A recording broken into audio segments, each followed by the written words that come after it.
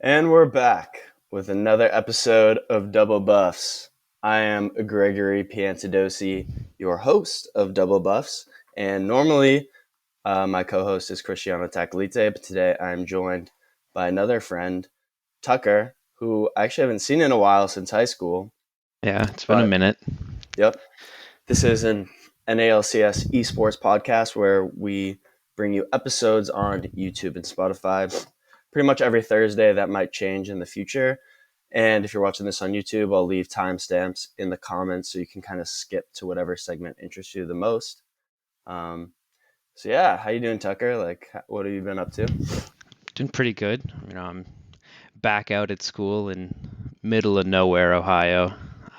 It's good to be back, settling in. Spending the last couple of days just moving back in, and now I'm here. It's great. Nice. So it's been a pretty spicy playoff so far for the NALCS. I think kind of going into the playoffs, there was five teams that everyone was saying could make it to Worlds between Cloud9, Team Solomid, Team Liquid, 100 Thieves, and Evil Geniuses. And I think you ask the majority of people at the start of playoffs, who was winning or who were locks. Definitely one of Team Solomid or Evil Geniuses was on everyone's list, I think, pretty Yeah, they definitely conclusively. looked really good coming into it. And those were the two teams that didn't make it. Yeah, that's unfortunate for them, but I mean, you honestly can't even really take away anything from the other teams, though. I mean, they're all series that have gone really well for the teams that won them, and they've been also really good games. Just a lot of back and forth, a lot of best of fives, Yeah. just some really great games overall. Um, yeah, so we actually we're catching up on basically 2 weeks of games based off of we didn't I didn't record last week because Cristiano's in Italy, so there's a few series to talk about, but we'll kind of keep it more up to date. And I think one of the final world spot for North America, Cloud9 versus Team Solomid, was a banger of a series. A lot to talk about, at least for me, about TSM specifically in that series in general. Both teams got stomped by Team Liquid previously in the playoffs, and then they were matching up to see who was the best of the worst. And I guess that's Cloud9. Yeah. So, How do you feel what? about that series? Were you surprised by the outcome? Um, Not really. I mean, Cloud9 versus TSM is like such an iconic one. It goes back and forth every time. Um, TSM looked good coming in, but Cloud9 didn't look too bad either. Just personally, I probably would have picked Cloud9. I think they have a more complete roster. Perks wasn't looking great in the earlier seasons, but he's cemented himself as one of the best mid laners in the LCS right now. Um, and he really carried a lot of the series on his back. I kind of, I really agree with that. I actually had a talking point about that, kind of that sentiment where you said Cloud9 is just a more complete team. And Mm-hmm. I was thinking about this today, at least. And I personally, when I view Team Soulmate, I just feel like they have too many build around players and kind of like, in some sense, elite role players, where like Mm-hmm. Power Vivo only plays mages. Huni has maybe a weak or inconsistent lane phase. Lost inability to pop off, and he has kind of a small champion pool where he's only really exceeds on like Varus and Kaisa. He can't really play much Ziggs. And then you have Mm-hmm. Sword Art, who he came over from China last split, and it was kind of all these like elite role players who are maximize some things and they're really bad at other things, and it was all kind of brought together with Spica as that pillar in Bjergsen's coaching where they have that cohesiveness. But as we saw in the playoffs, when Spica's not necessarily the best player in the series, um, Team Solomid tends to crumble. They're kind of like this massive fortress that, like, when everything's clicking and all their players are popping off in the same game, will run over you. But very rarely was it kind of like everyone was popping off. It was usually like one player, or along with Spica, maybe one player was getting exposed, and that's kind of where I saw them falter, at least in that Cloud9 series was like, imagine this really big fortress, right? It's super intimidating. Like it's very strong foundation. You can defend it really well, but it's only guarded by one person. Um, you know, slowly bits and pieces of that fortress are going to crumble no matter how strong it is because one person can't man everything. In that case, being Spica versus a really smaller fortress, but it's guarded by like 5 people. And Hmm. then I feel like they just had difficulty closing out games. Yeah, that's what I noticed from Team Soul Mid in the playoffs, at least. Yeah. I mean, Cloud9 just like, yeah, going back to just being a more complete team, it's like they have Sven and Vulcan who have been together for a while now, and they have great synergy. Vulcan is extremely good. Perks obviously is a name everyone knows in the league scene. You kind of have to be under a rock to not know that name, but he's stepped it up in the playoffs. He's played a lot better. There wasn't as many unnecessary deaths, still a few here and there, but not a ton. Fudge is coming into his own as a really good top laner also, and then Blabber is just a consistent top 3 jungler in the LCS. So it's this Cloud9 roster feels like a really good team when you look at it and you consider all their past performances. TSM, however, it's like Sword Art, is he gonna play out of this world like he did at Worlds, or is he gonna kind of be useless? Because I mean that's his biggest problem. It's like sometimes he's the greatest and sometimes he's just Just not a there. walking ward. Yeah. You just kind of forget about Power. him.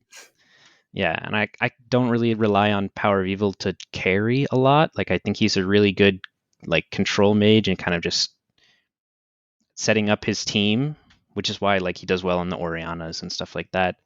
Uh, but I don't ever rely on him to super carry a game 1v9. Hmm. I And think I feel like I can.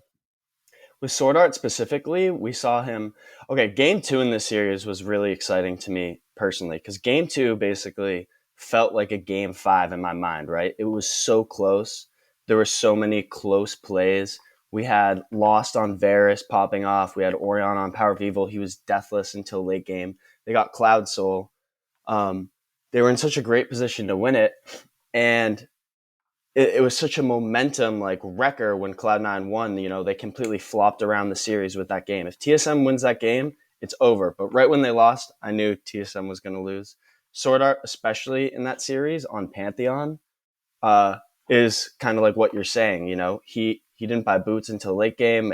I didn't really see him do much except for some flashed like stuns. Maybe he prevents someone in a Rise ultimate from getting out. Like there was Mhm. one play where Perks during that Elder fight, Perks teleported towards the inhibitor down in bot lane, and uh, Sword Art canceled his Rise ultimate with his Pantheon Flash W, and that seemed like all he was good for.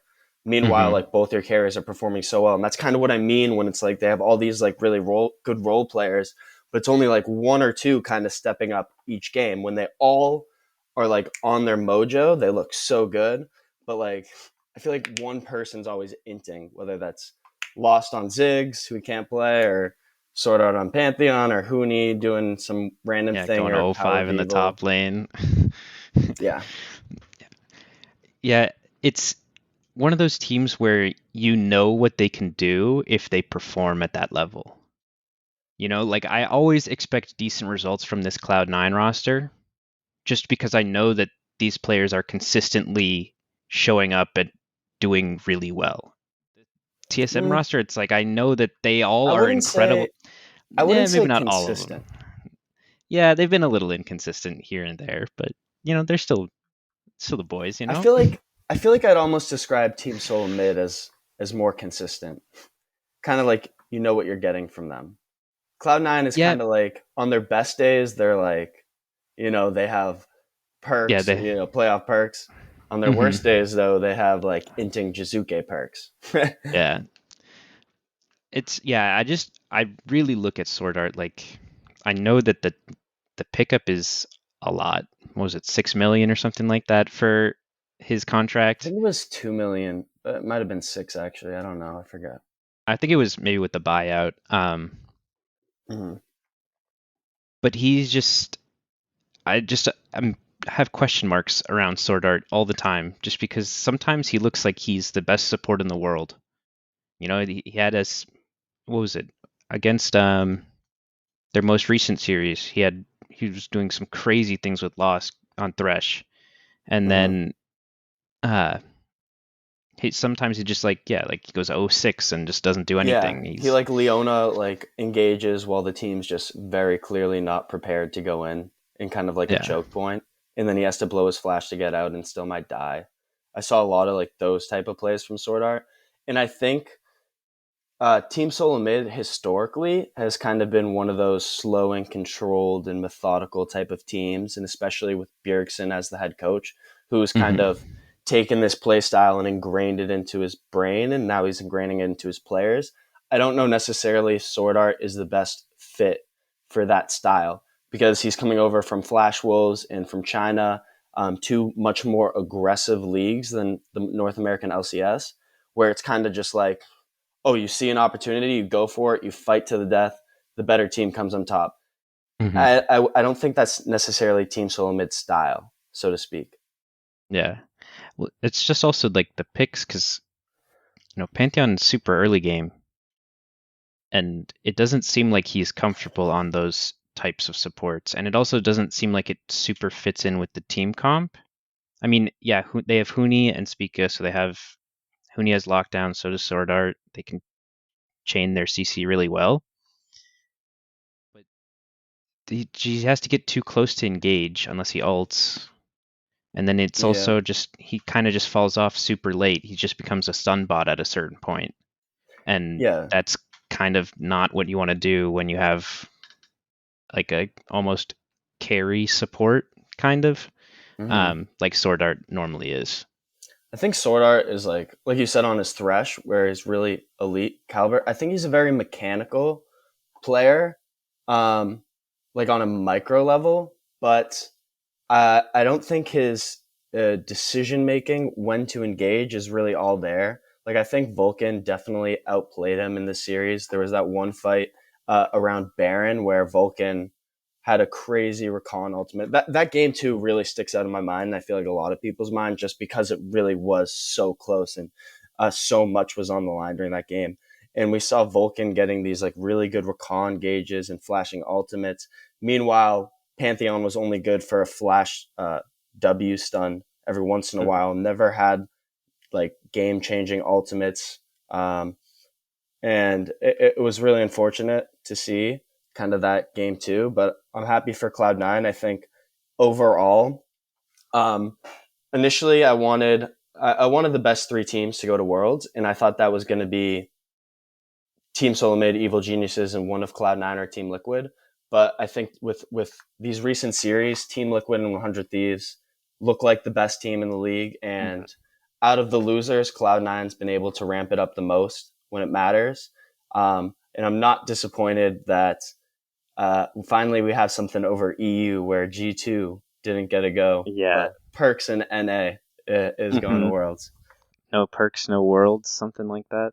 No sneaky, no Um, Worlds. yeah, He broke that. He broke that. yeah.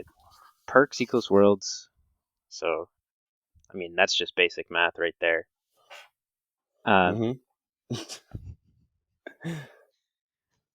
yeah, but G2 falling. I mean, of course it had to be to Fnatic. Who did you So want to that win that series? G2 or Fnatic? Do you watch EU at all? Like, is that kind of I do like tune in every once in a while, yeah? Me too. just to see, just the names. It's like G2 versus Fnatic. Like, yeah, you have to watch that game a little bit. Yeah, Um, it's kind of funny Adam, that Cloud9 and Fnatic both swapped their mid laners, and now they're both going to Worlds. yeah. Or Fnatic. Yeah, does that mean no? They didn't swap mid laners, but Fnatic got Well, then Niski. Niski, yeah, Niski and Cloud9 are both going to Worlds. Is what I'm trying to say. yeah. Niski was They're, super good. Slept on in the yeah. LCS for sure. Oh, big time. That game five, G2 versus Fnatic too. I felt like that was also a pretty hype series. We had some really storied games. We had Gen G versus SKT. They played off in the lower bracket. We had G2 versus Fnatic. We're in that game five. Adam pulled out the Darius, and there was also Yeah. that crazy. If you haven't, anyone that's listening, if you haven't seen the play, there was a crazy um, flash trundle pillar by Bwippo where he interrupts a 3-man Rise ultimate, and then Darius gets in there with all of his AOE, he's queuing in. They all die. Fnatic just you knew they won the game after that play. There's some really Hmm. hype moments in that series. Yeah. Adam stepped it up a lot. He's super impressive. I know this is LCS mainly, but just wanted to talk about him because he's been really impressive lately, especially like soloing Wonder. Mm-hmm. Lots of, like super high impact, especially for someone like as young and kind of as new as him. There's been especially in Europe, I feel like Fnatic always finds these like new players and the rookies, and they always maximize them. Right? They had Hmm. Nemesis got to Worlds, he did really well. They had um, what's the jungler on counter? They had Broxa, he was a rookie, Yeah. played really well. They discovered Caps, played really well. Now they have Adam really well. Fnatic is really good at like nickel and diming their roster and putting together Mm-hmm. a competitive roster year after year. They have really good talent recognition in the talent pool. Meanwhile, in Mm-hmm. North America, we don't necessarily have as big of a talent pool. But one player that I'm sad to not see go to Worlds just because he's a native bred North American player. He had that absolute highlight play against 100 Thieves where he basically 1v5 is Danny. Really good Tristana. Yeah. Evil Geniuses as a whole were a really fun team to watch this season. It was kind of sad to see them falter in the way they did. How do you feel about Evil Geniuses and Danny? Danny, super impressive. Uh, Great plays all around. Yeah, the one play is just absolutely crazy that he had in the series. Mm-hmm. But EG, I don't, I don't like look at this roster and I'm not blown away by anybody. Maybe the only person it would be Danny, because Svenskaren's been decent, Impact's always decent, and then Ignar's always decent, but they lack the names, I guess, kind of. They lack the explosive talent that some of the other rosters have. Like C9, Perks is going to do some crazy stuff one time, Mm-hmm. and Team Liquid is just Team Liquid. I mean, they're just five Well, superstars pretty much. I think Ignar is actually kind of like he's been quietly a really good support in the LCS. I'd say. I think this playoffs he didn't play too well this playoffs. He seemed kind of non-existent, especially in that Cloud9 series. And Impact also hinted a bit, and it was weird. Like Evil Geniuses all season long were talking about their 6-man rotation where they had two junglers and they played with Svenskeren all regular split. And Contracts was kind of that Swiss Army knife that they could utilize when they wanted to for kind of a change of pace in the Hmm. game and in draft and in preparation and planning. Then they got to playoffs and just completely switched both of them. Where it's like, why weren't you playing Contracts all season and using Svenskeren as a Swift Army knife? I feel like something kind of happened in playoffs by maybe the coaching or the management infrastructure where they chose to go with Contracts and they won um, the coach in infrastructure of the split award, right? And it's Yeah. like, well, they look so much worse in playoffs that you kind of have to question what was the decision making behind this move. They if anyone dropped the ball, I feel like it's mainly on the coaches. Even though Contracts looked good and cohesive with the team, they were taking all these kind of all split long. They were a very crazy team where they were going for like 55% 40 of chance of working out and 45% chance of not working out type of plays, where in North Hmm. America in general teams kind of try to go for those like 80% plays. Yeah. And listening to interviews about like the from the coaching structure, they were saying, yeah, we're limit testing all of our players so that come playoff times they know when to avoid those situations and they know when they have a better eye for these like minuscule fights and how to execute on them. Hmm. Meanwhile, then they got to playoffs and they have contracts playing all the games, and they were still taking some 2 versus 4 fights where they rolled over Dignitas just because of the skill disparity, which was a huge gap. But then once you put them against like 100 Thieves or Cloud9, and they're still trying to take 2 versus 4 fights against a good team, they're just being super disrespectful. Sometimes it works out with like a Tristana 1v5, but in Yeah, general, can't rely on that. they inted too much. I feel Yeah. like it has to fall on the coaching staff a little bit too. For sure. I mean, that's you have to kind of do it, and obviously, I'm sure that they probably talked about what their what their win conditions are for each team comp and all of the prep that you ever think of. But you have to pay attention to the game and make sure that you're not just throwing leads away for no reason or not paying attention to what they're doing. If they're rotating and you're not paying attention, then I mean, you get some of these weird fights where it's like, oh, you think it's a 2v2, but it's actually a 2v4, or you think it's a Mm-hmm. 1v1 and it's actually a 1v3. Mm-hmm. Um, but yeah, And I mean, then and Sven's. then also like when they are in those positions, like when you're in a 1v3, there's a way to lose gracefully, right? It's just you let one Mhm. of your teammates die.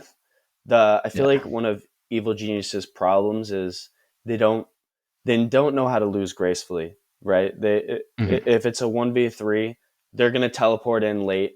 They're going to try to always do that 2v4 play at the end of the fight where they make up for the disparity, where if it works, then they get back to even, right? They get back to Yeah. even. But when they lose, it Yeah. It's really just kind of game over. snowballs. Yeah. Yeah. And I mean, Svenskaren's been around for quite a while. I definitely trust the leadership experience a lot of these teams have. I mean, if you look at all of the big three teams, they all have really a ton of experience. And then junglers are normally not always the correct thing, but they normally are the most calling esque. They kind of set up the rest of the team. Yeah, they're the And shot caller. yeah, and so nothing against contracts, but I just trust Svenskaren's judgment a lot more in these more high stakes games. Mm-hmm. I mean, he's been around for a while. He knows what's going on. He knows what's happening. So I just question that decision a little bit to take him out. I see where you're coming from, but also in game 2 of the Cloud9 series, or maybe it was game 1 actually. Svenskeren played Diana, and he had some very very questionable engages on that champion. I don't know if you really remember that game, but he was ultimating in kind of like on the Leona support, like one man ultimate, and then he was hourglassing right away, like immediately, like dash in alt hourglass, where Hmm. I was like, and then it just on hourglass, and everyone's abilities were still up. They'd kill him, and then it'd immediately be a 4v5, where it was kind of like, yeah, Svenskeren, what are you doing? You're supposed to kind of like not go for the support. You're supposed to go for the 80 carry, first of all. Second of all, the Zonia's hourglass usage was just terrible because you want to use it like after some people use a few skill shots, so then you can like use the hourglass, and then those school shots are on cooldown, so that when you get back into the stasis, you can deal your damage while they don't have their cooldowns anymore. But that's not how he used it. He just hourglassed right away, so they could use all their skill shots onto like their backline or on him when he came back. And I don't know. I think maybe that's why like coaching staff took him out because he didn't. I see what you're saying in terms of shot calling and like when you do switch up your shot caller specifically in such a pivotal role as jungle where you're all over the map and kind of like listening to lanes, covering for lanes, that can really Hmm. change an entire dynamic of how a team plays.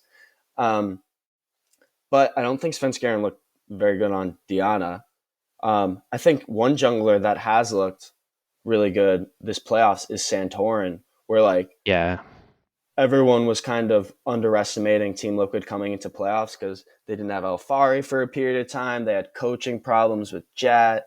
Hmm. Santorin was having migraines, but then it came all together finally. And wow, they just look so good and confident. Listening to their players, like they're all super excited. Like they're super confident. Alfari's trash talking. he's kind of replaced that Mhm. role of that double lift like vacancy, kind of Yeah. like of the trash talker of NALCS. I really Hmm. like this Team Liquid roster. I think we're definitely. I don't know about Cloud9 versus TSM. I think it's close, but I think we're sending the best three teams to Worlds, in my opinion. I don't know how you feel about everything I just said, but whatever you want to digest, go for it. Yeah, I mean, TL looks great.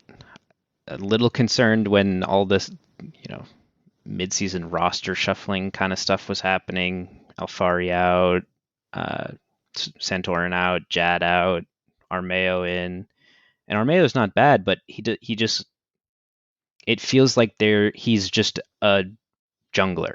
He's just he's not doing anything. He's just killing the jungle camps and following the rest of the team, Mm-hmm. which I think is not what TL needs. I think they need something to really help Alfari out in top. If they get him ahead, he's going to dominate. Or Mm-hmm. even just have like I mean, a complete team, like their full roster, because obviously they're going to be practicing with Santorin. The communication's going to be way better. They're going to be more familiar with the strats and everything. They don't have to bring Armeo in and catch him up.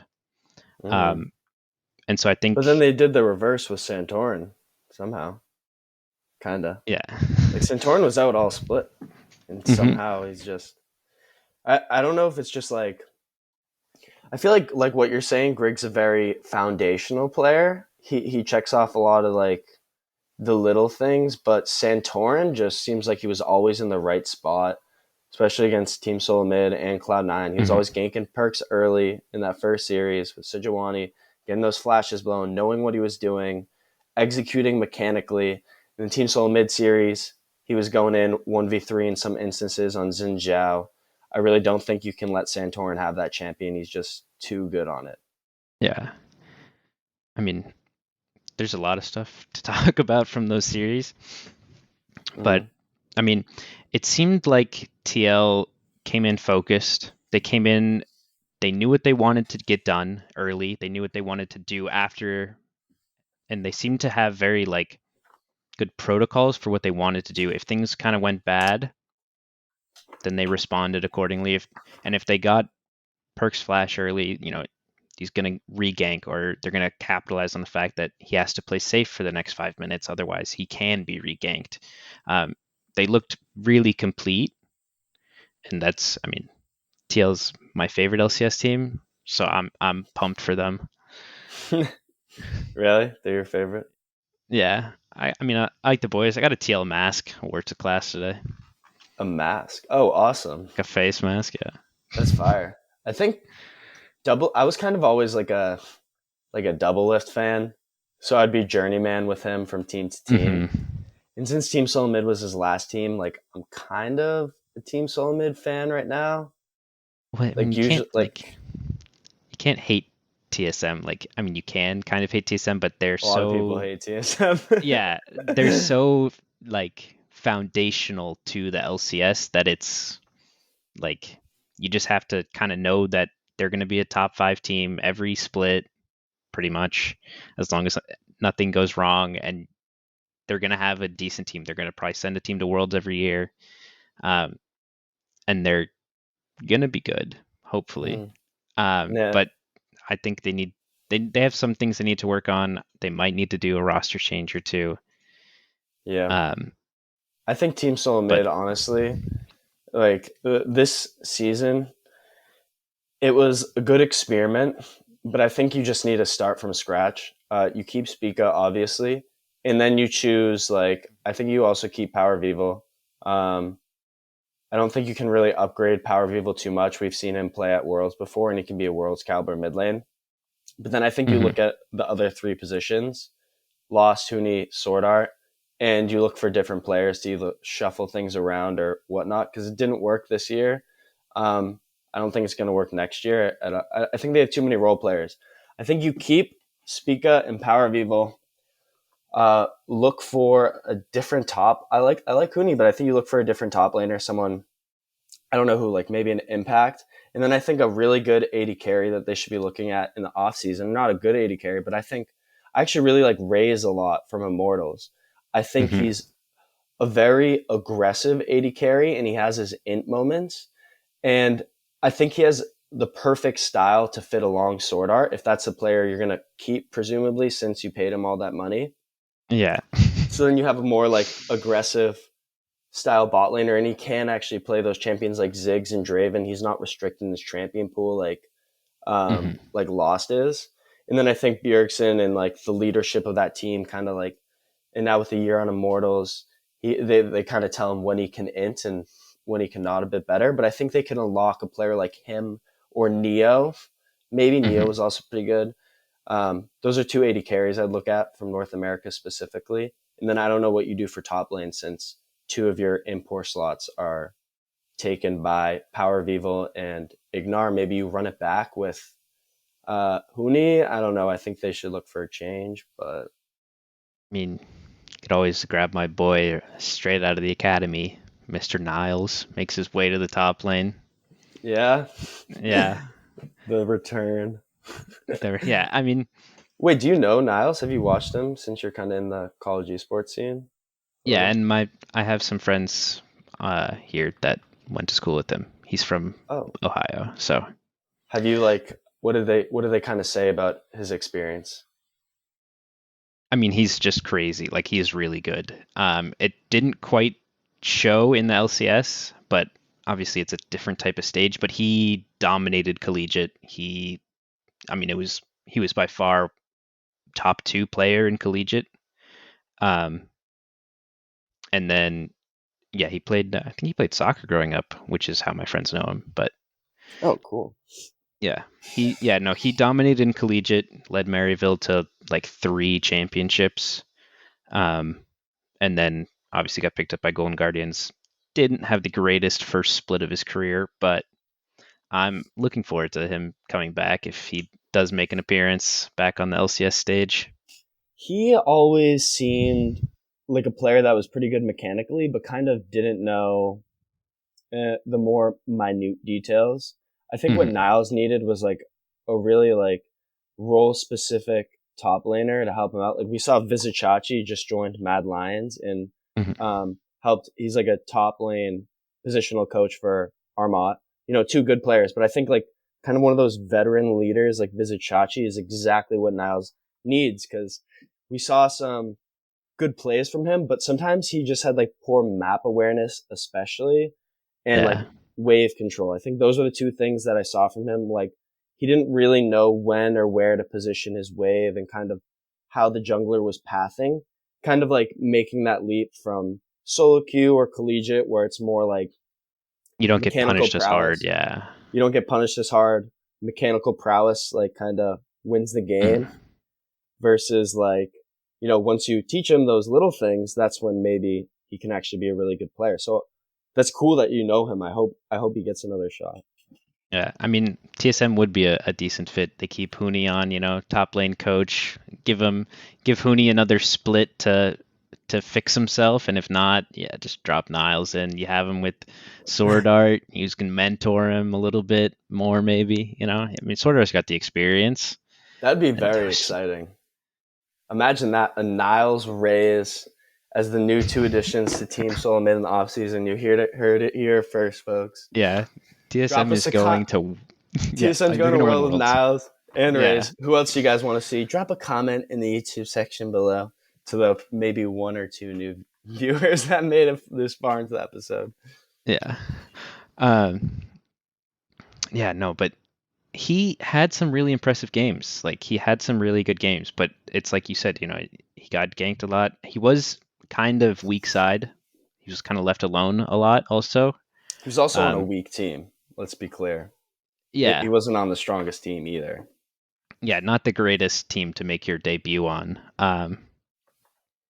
But they had he played weak side. It's like I think he had the lowest gank rate in the LCS or something like that, or the lowest amount of time with the jungler like close by. It was like 37% when other times it's like 50 or something like that for some teams.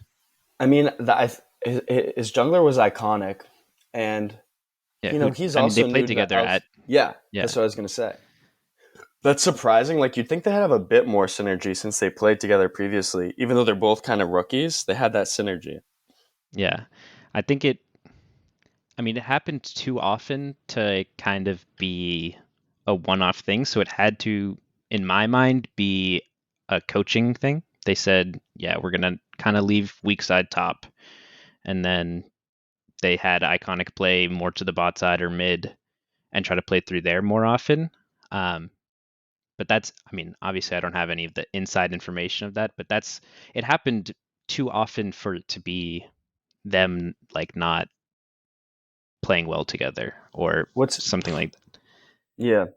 What's interesting is like sometimes we kind of like take these rookies and we put them into the playoffs, or I mean the LCS, and they kind of we just let them run. But we have to remember that these aren't just champions and players, like they're people outside of the game. And kind of when you're in a struggling roster and maybe you've made it that leap to the next stage, like people are talking about you on Reddit and on social Hmm. media, you kind of reading like, oh, Niles is trash, Niles is trash, gets into your head. You're kind of like, maybe I am trash, or like, I just don't want to feed. That's my goal. I just want to kind of be there. I'm not going to ask for any resources or any helps just because like I'm kind of too embarrassed, and I think all my teammates are judging me. The community's judging me. Like, pressure really can like set in on such Yeah. a big stage. Like, that's one of the reasons why playoff perks is so highly touted. And, Rajon Rondo from the NBA, there's these players Yeah. that kind of seemingly have these playoff buffs when under high pressure situations.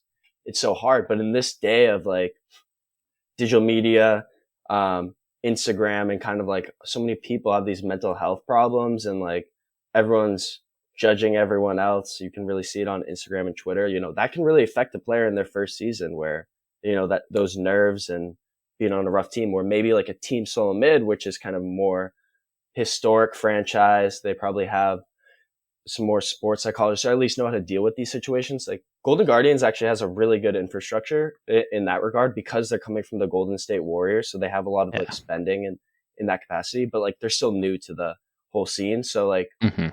they were able to identify Niles as a really good rookie talent, but they might not have been able to unlock him within the team.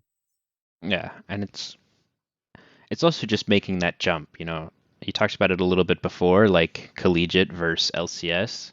And collegiate is very open, I mean, he was, obviously they Maryville was a little more advanced, like they tried to keep what they played to the top, but you're still going to have matches against teams of like, plats, silvers, and golds. Mm-hmm. Um, That's so a good it's point too. making that jump where it's like you don't really get punished at all for your mistakes because you're just mechanically better. You can get those early advantages and snowball. Moving into the LCS where everyone is a elite player in terms of League of Legends, not in terms of each other, but everyone is an elite player and they will punish you for those mistakes. They will find ways to force you out. They will get the early advantages better than you. Um, I think it showed a little bit in the way he played. He was kind of going for some risky stuff at the start, stuff that he might have been able to get if the players weren't good, or if the players themselves misplayed. Um, but yeah, I hope he gets another shot. I think his time in academy is going to be Do you know how? decently well Do you know spent. how he did in academy? Out of curiosity, I don't I'm really know. not super sure. Yeah, because I haven't I heard of don't. anything about him. But Yeah, maybe he had a horrible academy and it was just awful. mhm. Um, So you're also doing like you experimented with casting too, right? yeah, I did some casting in my day. How is that? How Um, does that kind of like work? Any insight for or advice for anyone that's trying to do that? I'm kind of trying to do that a little bit. It's one of yeah, my so career aspirations. I just had the in. I played collegiate esports, also part of my background. I played Overwatch, um, but the program at my school was very small at the start, so we needed people to cast the games and we needed people to run the shows and stuff like that. So my roommate here, he's the production manager and general manager for the program. So he set up all the streams. Uh, we have two LAN rooms, 24 computers in each. Um, One would be a game room, usually. It was split by games, but one would be when they were actually competing. And we Hmm. would be spectating their league games in another room casting. We have like casting headsets, face cams, and Do you guys have better like a mics. do you have like a replay system for like hype plays? Will you like go back to hype plays, or do you just Yeah, kind of like I think my roommate put it back in. It wasn't there when I was casting. That was about a year and a half ago. But I'm pretty sure he's added it in. Also, oh he that's spends all cool? the time tinkering with Does he the want to like work overlays and for stuff. Riot? Is that one of his? Does he want to work for Riot? Out of I don't curiosity. know if he wants to work for Riot. He's been the general manager of Windstorm GG. It's a Canadian league team Oh, and esports org. They compete in like the Upsurge League and stuff mm, like that. So it's like the tier two below LCS kind of stuff, or below Academy. Um, yeah. That's kind of a big drop off though, because like the yeah, drop off between LCS to Academy is already so big. It's kind of like one of the big differentiating points from esports to sports is like, you know, the top of the top, it is like really good and everyone watches it, but like with sports, there's like kind of like, the college scene is watched a bit more. There's more fans, there's pickup hmm games, there's kind of like these other leagues that get some attention. There's high school players. There's not that same kind of stability with like normal esports, which is kind of cool. yeah. It's well, I mean, a lot of it is you know people aren't gonna watch the games that they don't really want to watch. And especially if they're bad. If it's like two bottom tier LCS teams playing each other, the viewership is going to be bad unless one of them is a known org, which is something sports don't really need to worry about because they can attach their Hmm. brand to a place. So it's like I'm Hmm. a Red Sox fan because I'm from Boston, obviously, but I mean, I don't pay attention to baseball that often, but I'm still going to cheer when they do things, or I'm still going to, obviously when we won the World Series freshman year, that was hype. But Hmm. it's a lot harder to attract fans when you're just a name. Like You know you what have else to is? use You the know what else is players. interesting on that same point, um, is that the casters for League of Legends, they kind of flop between all the different games. There's no like homers, right? Like no like, Yeah. this is my team. I'm gonna fight to the end with them. Meanwhile, you go over to basketball. Like the Celtics commentators are like Tommy Heinsohn, who recently passed away, rest in peace. But like he was such a homer, he'd be like, "That's not a foul," when it was Yeah. like a super like 50-50 play like type of deal. So that's another thing where like you don't have that homerism coming from the casters that you could also identify with, because like even if your team's bad, you can listen to your commentator who's kind of like a friend in a way that shares your passion for that same team, where Yeah. like Golden Guardians doesn't have only Kobe commentating.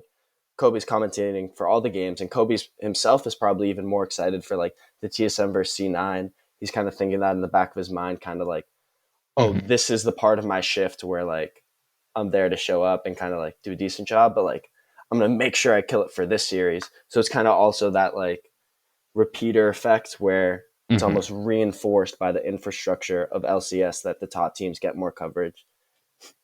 Yeah. I mean, something that they've done, I think, to kind of help that problem is the co-streams. I mean, the double lift co-streams with Meteos and Sneaky, I always watch those highlights just because I know that even if I'm not interested in the game that's going on, just hearing their like banter back and forth Mm-hmm. is going to be worth the time. Or like the LS co-streams when he just Mm-hmm. rips apart everything that the players are doing, even remotely wrong or not wrong. I don't know. Um, so those co-streams are big. I mean, I play a lot of CS. CS is like my baby. I love the esports there. And something that happens there is they do the co-streams, but there's a Brazilian streamer, Gaules, and just gets he gets the rights to stream all the matches and stuff like that from the orgs and the TOs, and so he has a cult following in Brazil because it's huge there. Counter Strike's huge there, and he's the Brazilian caster, so he's the hometown guy, like you were talking about. It's like Mm-hmm. I'm listen to the same Red Sox announcers for 40 years. Mm-hmm. So he brings in this. huge crowd of just people that are entertained by him, and then he also shows them the CS. He casts the CS. He is the the friend, the person you can talk to while doing all that. And I think the professionalism a lot in like league and esports is a little bit much. Like I think Yeah. we kind of have to lean into our identity as an esport Well, more. that's the And thing. It's not because the reason isn't because they don't want that type of stuff just because. It's because with sponsorships and commercials and yeah, things like that, that's when you need to kind of have that, that tight.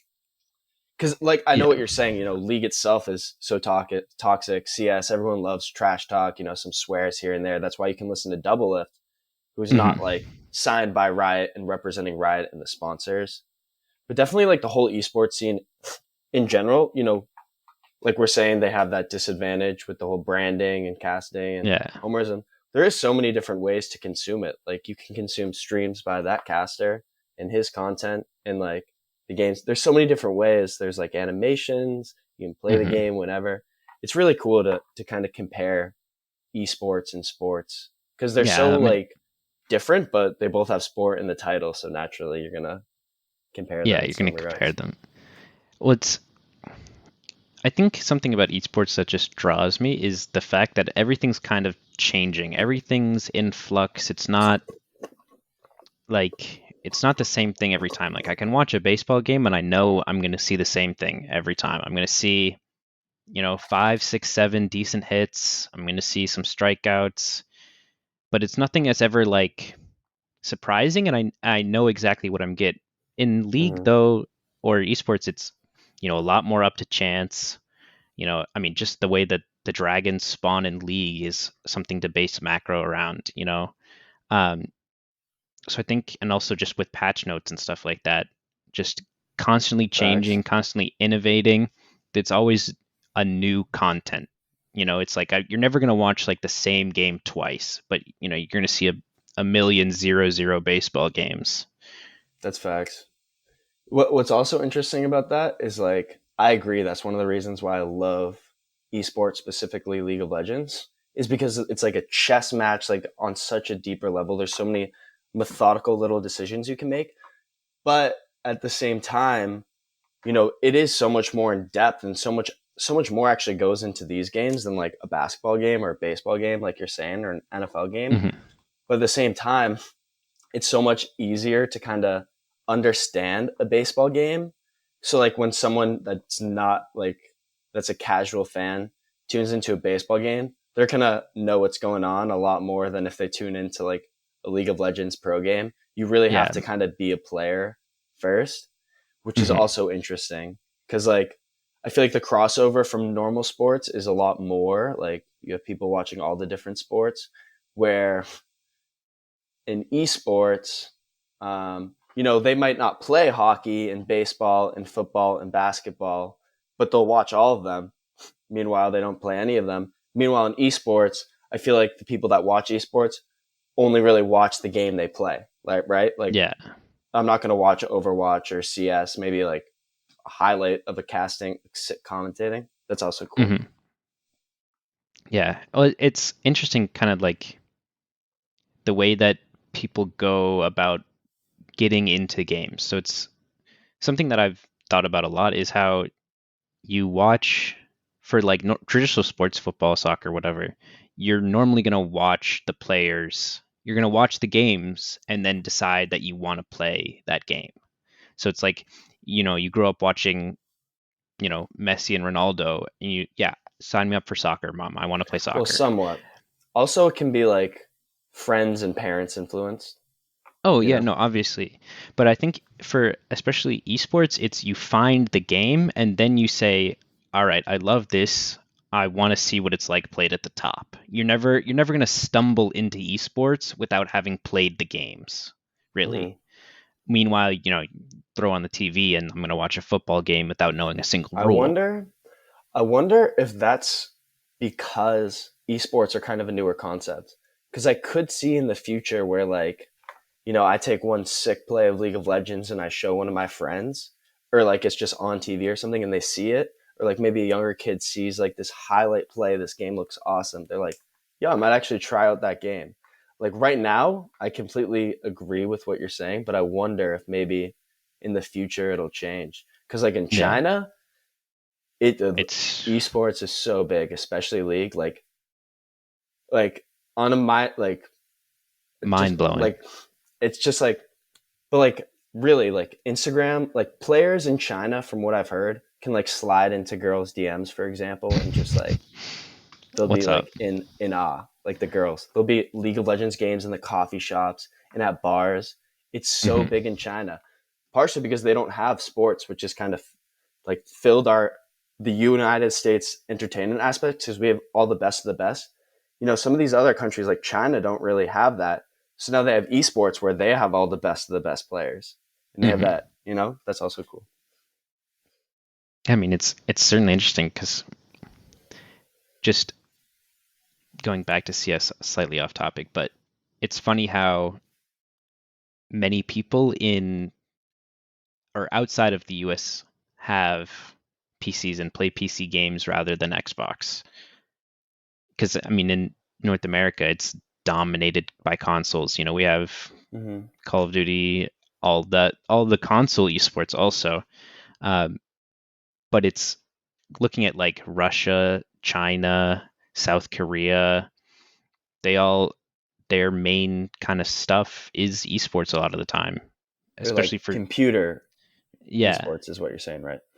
yeah. So they all have PCs because they don't have the Xbox or PS4 releases in those countries. So PCs Mm-hmm. are a lot easier. They start playing from a younger age, um, and so it's interesting.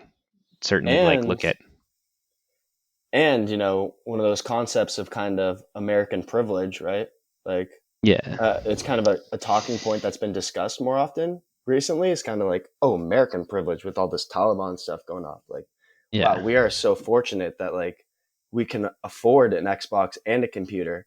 Meanwhile, in some of these other countries like Vietnam, like Vietnam has a really good League of Legends scene. I'm disappointed they can't go to Worlds, but like yeah, a computer is so much more useful because like if you don't have the capital to buy both an Xbox and a computer, what are you going to get? You're going to get a computer because it can do so much yeah, more for you in terms of your job and other additions. Because like some of these players need a nickel and dime themselves. I know like um, one of the famous players from GAM Esports was using a $1 mouse at Worlds, hmm like a $1 mouse. Kind of yeah. crazy.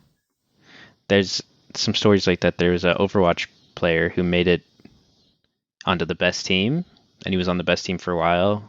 Um, but he played on 45 FPS because his computer was so bad.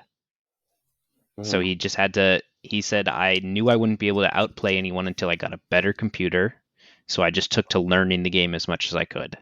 And so, like, obviously, there's some different routes to success, but there's, you know, Xboxes are PlayStations. I mean, PC Master Race and all that, but like, they seem very excess. You can't do a ton with them on the side. PCs, it's like, I mean, everything in the world runs through PCs these days. For real. So it's a mind. It's a I mean, it's just an easy decision. But Mm-hmm. a lot of these countries also have good PC cafes, and that's how a lot of these players start. That's So, I've heard about that recently. I'm going to do more research into that. But we are at 53 minutes, so I think now's as good a time as any to kind of close it up. Do you have anything else you want to say no, I to our mean, I'm many, excited many for, viewers? yeah, I'm excited to see what happens at Worlds, especially with it being in Europe, a little bit more accessible Mhm. for watching the live matches. Yeah, I hope TL does well.